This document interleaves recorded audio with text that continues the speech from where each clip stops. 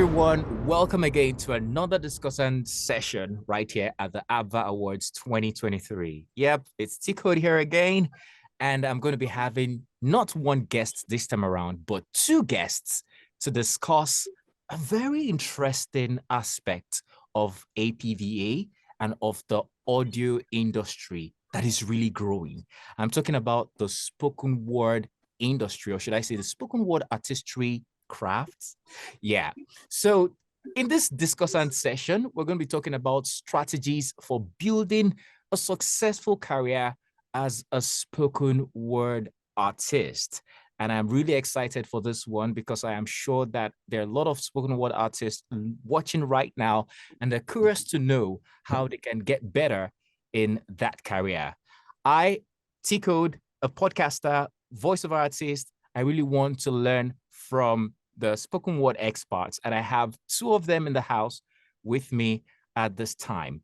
First person I have here is an internationally acclaimed Cameroon spoken word artist, is a social entrepreneur and a businessman, is the founder of the organization Straw Academy and the creator of its art brand and label MA Park. I'm talking about a fine gentleman that you must have seen at one of our events earlier in the year that had to do with spoken words. No other person than Mark Alunge. Hi, Mark. Hello. Thank you so much for having me. It's really an honor to be here. It's a pleasure having you here. And okay, we're not going to go to that part where we talk about the pronunciation of your name right now, but let's just move on, and we can come back to that later. The other lady, beautiful, talented, amazing poet that we have right here, who is our guest, is obviously an impressive spoken word artist. And you will know how impressive she is because she actually got the second place position at the Utufuku 2023 event. I'm talking about no other person than Joy. Hi, Hello. Joy. Hi. Hi. Yeah. Thank you for having me here. It's a pleasure having you as well. Both of you are from Cameroon and you're live in Cameroon right now. So I am happy about this because, of course, APVA represents the African continent when it comes to the audio space for podcasters, voiceover artists, and spoken word artists. And at this discussion session is to, understand what the spoken word artists get to enjoy as far as their career is concerned, and also trying to increase or grow in that career path. So I'm going to be starting with Mark. And Mark, as I promised, I have an interesting question for you at the beginning of this session. So a few months back, we had an event, and I've never heard that word before as a Nigerian. So I am curious to understand the meaning of Utufuku. Prior to the event, I think that was around November, Bidemi contacted me and she talked about to do this event. And we're discussing and we had to find partnerships and everything. And we're thinking about the name of the event. So initially she had something like something that said Africa rebranded. I don't quite remember what it was, but then we talked about why, if we are trying to really be African, why don't we use an African name, something that glorifies Africa from Africa? So we try to find out the glory of Africa. I think we landed on the name, the glory of Africa. Then Utukufu it's Swahili. It's actually the glory of Africa in Swahili. So that's how the name came about. And I think it was perfect because it was really representative of African culture and our glory. Great.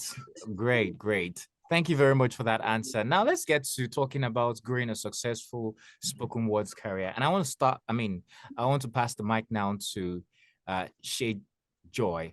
Joy, just a minute. Remind me about to pronounce your name again. Chejoy. Chejoy. Okay. All right, Chejoy. So let's start with going into spoken word artistry. For those who think that they may have a chance in the spoken word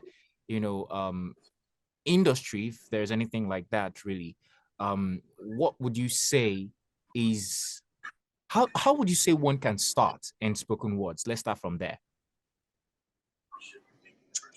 Okay. Firstly, I'd say it's not easy. Honestly, like that's a very honest answer. It's not easy to start building, but as a person who is willing to grow in the field of spoken word, I think you should be first of all willing to learn. If you're willing to learn, then everything will just go on smoothly. Willingness to learn goes with willingness to read things, because I feel like a lot of us do not like to read. And that's a very, very important criteria as a spoken word artist, because as a person, I learned how to read. Honestly, I was not someone who would just pick up things and I read it, but because I love what I do, I'm supposed to read like every single day. So first of all, you need to have the willingness, and then you need to have the will to read. If you're able to read, then you're able to figure out, okay, this is where I'm to use this is where I am not to use this, and this is how I should use this. All right, that's a beautiful question. Answer. Learning how to read, and understanding that it's not an easy path, but you need to keep going. So I'll extend that to Mark right now. Mark, you have a wealth of experience in the spoken word industry. Tell me about key elements that spoken word artists need to consider if they're going to build a successful career in the arts. Thank you. I think I would answer that question in a more generalized way. I think beyond artistry, beyond spoken word, beyond entrepreneurship, just having a dream or vision or an ambition, something that you would like to do. And like Joyce said, really just having something that you love. I think the biggest walls to climb are the walls within. Having, getting above that fear, that doubt, of knowing, trying to figure out whether it's going to work or whether it's not going to work, whether this thing is worth it or whether it's not worth it. I think if you inside of your mind is where you win or lose, is when it's where you would either have that victory or the failure. So if you have that courage to be able to understand, first of all, what you want, what your dream and vision is, and have a very unflinching conviction as to what that vision is and how you want to push that vision, and at the same time, making sure you take all the efforts, take the steps that are necessary, open yourself to the learning and growth that is important, and then learn everything along the way. I would still be able to tell you maybe 1, 2, 3, 4, 5, 6, 7 things. But I think everyone's journey is unique. And like I said earlier, spoken word is an industry, true. But I think that we all have different visions and we do it for different reasons. So, but I think these are foundations that if you, as anybody who is trying to create any form of social change in the world, in the community, no matter how big or small, these are attributes that if you have, I promise you, even in the days that you would succeed. A good one.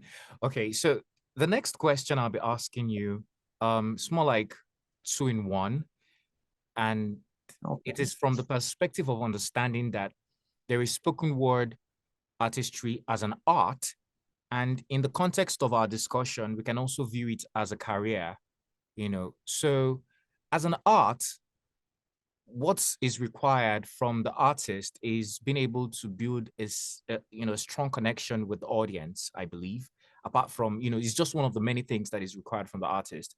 Also as a career, building a connection in terms of trying to promote what you're doing with the general audience is another thing. So I want you to answer, both our connections and networking. So as an art, how would you say the artist can be better in connecting with the audience? And we're talking performance-wise. And then as a career, how would you advise spoken word artists to promote themselves so they can connect better with the general audience? Okay, thank you. Thank you for the question.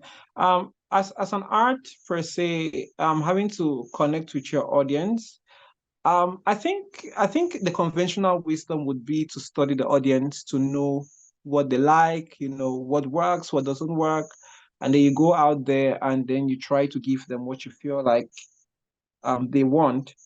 Um, but personally, I don't think so. I think when it comes to audience is something that anyway and I'm sure many artists who start out, and probably artists who are even very experienced, don't still very much understand. And I think it's the way God made it. But I think it's really about being originally and authentically yourself, and allowing your art to select its audience, rather than allowing yourself to adjust to a particular audience. Because even if you do adjust, even if maybe you perform somewhere and maybe you feel like you didn't quite connect, and you probably perform. I've done hundreds and hundreds of performances, and you probably perform here, they really connect and people will be so in awe, and you see a lot of change, and you perform this other place, you feel like things are not working as much as they were working this other way. The temptation will be maybe to just change yourself or change your style, but I don't think so. I think it's to stay true to who you are, even if it's not popular. um be yourself and gift the art. But on the flip side of it as well, you would want to be I would say, I don't know the right word in good English. It's like being conscious of where you are as a performer. If you're in church, you're in church. Like I started in the church. If you are maybe within a a United Nations ecosystem, you're in a peace building ecosystem. If you are with children, you're with children. If you are with youth, you're with youth. So I think the approach of serving the same art and your same originality will depend on the audience, and maybe the way they think, will depend on making sure that you say what is appropriate per audience, but at the same time staying true to who you are. So to answer your question, I think it's very important to stay true to who you are, even when it's not popular. The next question, which is about you said entrepreneurship, like networking yourself, right? Yeah, more like promoting your brand, sort of. Yeah. Okay, your brand. And to connect to the Oh, audience. shoot. Okay, promoting your brand to connect to the audience, Yeah. or is it like to build like money, to build like a business that can make money, or We can talk however? about that maybe after this. This is Okay. just more like brand promotion as a spoken word artist. Like, how do you connect to a Mhm. general audience so they know, oh, this is who I am, this is what I do. You can, how do you feed that need? I think it's I think as an artist there is talent and there is community. So I think maybe the question is it's on that way. So the first one I answered maybe on talent, and the next one is community. I think to be able to connect and to build a brand, I know that my answers are going to be a little bit unconventional, because I'm sure it's other artists will give you a different answer, but I really do think that you just need humility and a love for people, and being able to understand people, to go out there. When you finish a performance on stage and you're now among the people will come to you because your art would naturally create a community.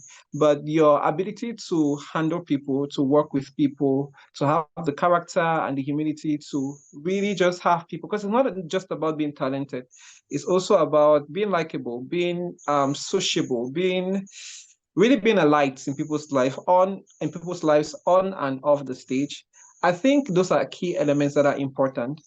Also, there's the professionalism of your art. I think as an artist going out, um, in the beginning, I was very, very just all about, the art, what I'm saying. But then as I grew and I understood, my journey, my personal journey, I think I started branding better. To a performance, the way you dress, the way you speak, the way you look, people, all of those things get into branding, and making sure that you say the right thing and you connect with the right people. And when you're in a place, your capital is people, and people is a much higher currency than money. So you want to make sure that you connect with those people, and build the brand from there. Great. Thank you so much for answering that question in the most honest way you can answer it. And it leads me to my next question, which I'll be giving to Che Joy. Che Joy. It's going to take me a minute to get used to that. But okay, so Joy, he spoke about branding, which I must say, I saw a very great amount of that in the Utufuku event, where, for context, Utufuku is about the glory of Africa. It's actually an event that APVA organized earlier this year for spoken word artists, and Chair Joy emerged second position. So what I saw fascinating across board with the submissions that we had is, you guys took it from just audio storytelling to visual storytelling. So while you were talking, you put in efforts into your makeup, your costume, your background, the quality of your video, and all of that. So I want you to tell me, let's talk a bit more about branding from where Mark, stopped. And I believe this is part of, the ingredients to building a successful spoken word career.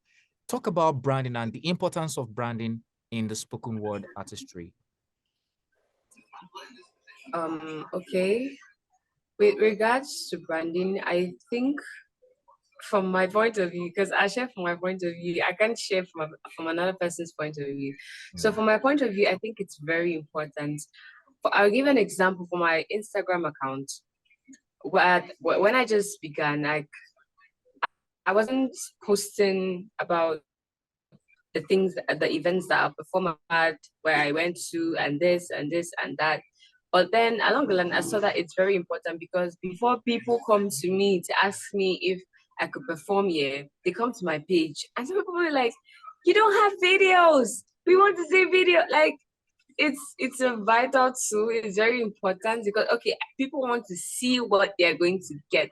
So if I don't have videos on there, if I don't have good pictures on there, if I dress in a certain kind of way on there, people will not really be interested in that kind of thing, because they know that's the same product I'm going to bring to their event. And also with particularly my video, someone who, I have a lot of carries, beads, everything. It's just for the lack of it that you can't find it on my hair right now. So I feel that the Africanism is always there inside of us. And when it came to that video, it was just another means by which we could express it. We could show it out. They'd be like, okay, hey, this is me. This is another side of me. And the video I took, the video I did, where we took it wasn't easy. Like, the mosquitoes, there were so many things there. But then we had to struggle to ensure that, okay, we actually get it, because we went towards the mountain. We had to struggle to ensure that, okay, we actually get this. And we did all of that in a single day, and edited in a single day. We edited the same day, because at first I was like, no, I'm not doing this thing again. You give up 1,000 times. I was like, I'm not doing this thing again. I'm tired. I'm not writing again, because I wrote my poem about 3 times. I wrote it the first time, I was like, no, this is too cliche. I wrote it the second time, I was like, no, this is average, because I'm not average. I don't like average. Always strive for excellence in everything I do. And in everything that every other point, anybody listening to this out there should be doing, is that they should strive for excellence. There's nothing as such as basic. If they call you to even perform at a church, giving your best. Because I remember that my highest paying gig as a spoken word artist came from an event where I put in my best. Like, when I left that stage, I felt like I left my soul there, and I was just moving with my body. I was so excited, because there was the lady that spotted me in the crowd, spotted me because of the way, and she even posted my video on her Facebook. I was like, wow, okay. I was so amazed. So it just shows that branding yourself is very important. And I even remember that particular event, the people organizing it were to give me a costume to wear. At that minute, they were like, no, we don't have money to afford the costume. I was like, it's fine. I got my costume, I got everything. I took care of myself. Then when I came there, I still performed, like, because it was not a paying gig. I still performed like, okay, they actually got me the costume, and I want to satisfy them, okay, because they actually got me the costume. But no, nothing was as such. I took care of everything, but then I still gave in my best. So in everything, we should give in our best. Giving in our best is also part of the brand. It's not all about wearing the clothes or having a very nice logo or having really, really creative photo shoots on your Instagram. It's about giving your best. Even if you're called to perform at an event where there's just 10 people, it's giving your best. That's also part of the branding. That's what I can say. Wow. That I, that was an experience. Just hearing you talk about it alone is an experience. And I want to say kudos to you for striving to be excellent at what you do.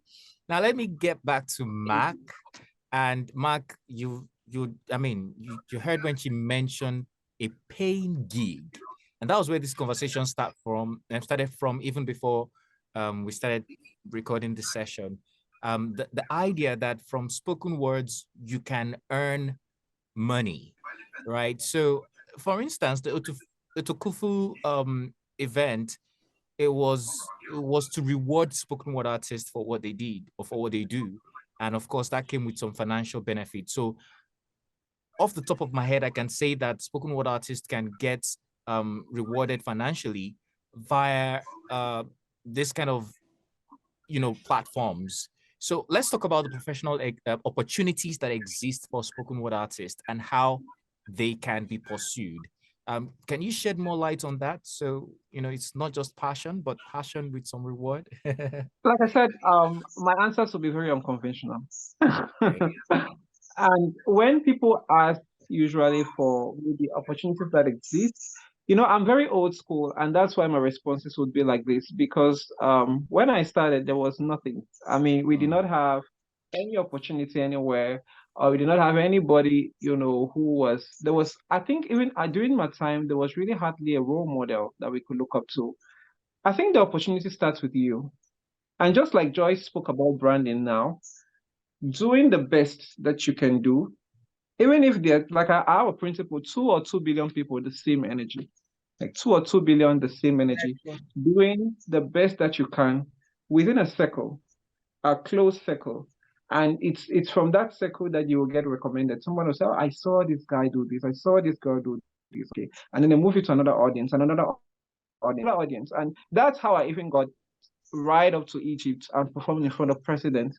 It was from one place to another, to another, to another, to another. So I think the first thing is understanding that your opportunity starts with you, and that it's important for you to build your brand and to build your art to be the best that you can and exude the best energy.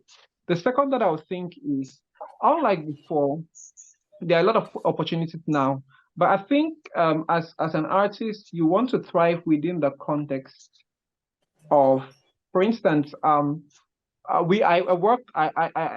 an organization and a business. We have triple registration, and I'm also an independent artist.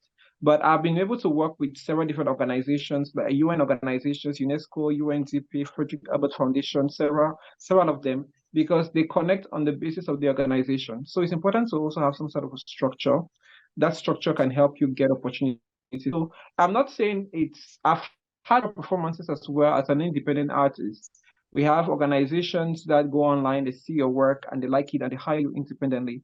But I think also building some form of an organization and having some mission and contextualizing your art to some existing problem. For instance, you can do art for peace, you can do art for sustainable development, or art for nature conservation. And when you contextualize your art like that and develop your video, your event, your work within the context of a project, which is the way we have been working as far as our not-for-profit is concerned, it's easier for you to attract the relevant stakeholders. It's easier for you to work. And from experience too, these organizations are very, very instrumental in raising artists up and bringing you before the right networks and the right people who can really pay you for your work. So I think another thing that is important is just making sure that you are theme as much as possible. So don't always put more forefront. To always make sure that you are out there, you are constantly creating and meeting people. Because before I had major opportunities, I usually will have an opportunity to perform and there will be no payment, and I will go and perform. And because I'm there and I perform, some other person sees me and pays me a whole lot of money because they saw me perform there. So I think that as well is important. Have I answered your question? I think you have really. I mean, we are audio artists, and in this case, it's a growing industry. That's the way I see it. So yeah, I think one thing I would take away from what you've said is if you focus so well on your craft in terms of becoming the best version of yourself, it's easier to get the opportunities when they arrive. Just like Joy has been able to emphasize, being the best, being Absolutely. expert. Yeah, I think in my experience, especially currently, opportunities kind of follow me more than I follow them. Like people Mm, come to me, organizations come to me. So I think it's important to really focus on building. There will come a time, I'm not saying that you don't go out and look for opportunity, no, but focus a lot on building as well. There will come a time when you will not have to reach out. People will reach out to you. And when they reach out to you, you know what they say, when opportunity comes, it's too late to prepare. So you want mm. to make sure that you have the right things ready. You want to make sure that you have the experience. You want to make sure that you're ready. And as you keep on building, you attract those opportunities. Wow. There's a lot to be learned from this session already, and I'm sure people will have to come back to, watch all over again to listen. So as we come to the end of this discussion session, I want to ask finally to Chair Joy. I hope I got this. Oh, you finally got it right. Great. I told you to take me a minute and it did. Okay. So the question is that, you mentioned how people would come to your Instagram and back then they'll be surprised that you didn't have videos to show what you do. But I'm sure right now you have videos. So it's not really a question. The question I would have asked you is, what are your advice to um, upcoming spoken word artists? You've said a lot of things, except if you want to add to what you've said. But then, while you want to talk about that or not, I'd like you to drop maybe your handle or how people can reach you. If as a podcaster, I could tell people to listen to my podcast. As a voiceover artist, I could direct them to my jobs, probably on some website or something. But for a spoken word artist, how can people reach you? To reach me for my social media handles, Chejoy everywhere, Chejoy. Okay. All right. Thank you so much. And I You want to think, say? Okay, go on. oh yeah, and I think one advice I have for upcoming spoken word artists is just one word: read, Mm, read, like read. It's very important. Read. It broadens your mind. Like you get to discover that there are a lot of things that you don't actually know, and you cannot write from an empty mind. Same as you cannot pour water out from a jar. Like if you do not pour water, you cannot pour water out. It's the same process. Just read as much as you read, as much as you be able to process, and as much as you be able to pour out. Because when you read, you get more words. Some people notice that. For example, I noticed that at some point when I was not reading as much, I had limited words. Like when I was not getting new, I had limited words to use, and having limited words is not much of a good thing. In fact, it is a bad thing. mm, It's not something to pamper. It's a bad thing mm. because you're not able to write concrete and substantial poems. Okay. Thank you so much, Joy. It's been such a pleasure to have you right here on this session.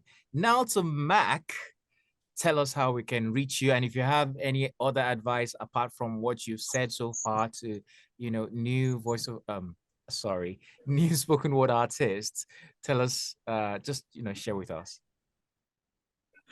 Well, voiceover artist too, I think. Well, thank you. Thank you for having me. I think you can reach me on my social media. It's all Makalunge. I just dropped my website, makalunge.com in the chat. So you can also see it there. And my last advice, I think, to any upcoming artist, to just be yourself, to just understand regardless of who you are, where you're from, everything that your mind can perceive, anything that your heart, your mind can perceive and your heart can believe, you can achieve. I think that's, yeah, anything that your mind can perceive and your heart will believe, you can achieve. So don't be limited by anything. Let nobody tell you that this doesn't work or that doesn't work, because that's a lot of the negativity that was projected on me. And thank God I could rise above it. So rise above any negativity and always remember to really, really love people and stay humble. Wow. I feel like I'm a spoken word artist already. You know, anything your mind can achieve, perceive, your heart can Believe. believe, Perceive, perceive, believe, receive, and achieve. Anything your mind can perceive, your heart can believe, you can receive and achieve. That's a song. Okay, yeah, we should frame that quote and put Mark Alunge 2023. I mean, it's been great talking. Yeah, definitely. It's been great talking to two fantastic spoken word artists from the continent, out of Cameroon, actually. And we have actually come to the end of this discussion session where we're talking about strategies for building a successful spoken words career. I really appreciate you. And that's Mark. And I also appreciate you, Joy, for being a part of this. Right now, we're going to get back to the rest of the APVA Awards 2023. And you guys enjoy the rest of the award while we over here argue about who has the best jollof in West Africa, Cameroon or Nigeria. Bye, guys. Bye. Bye.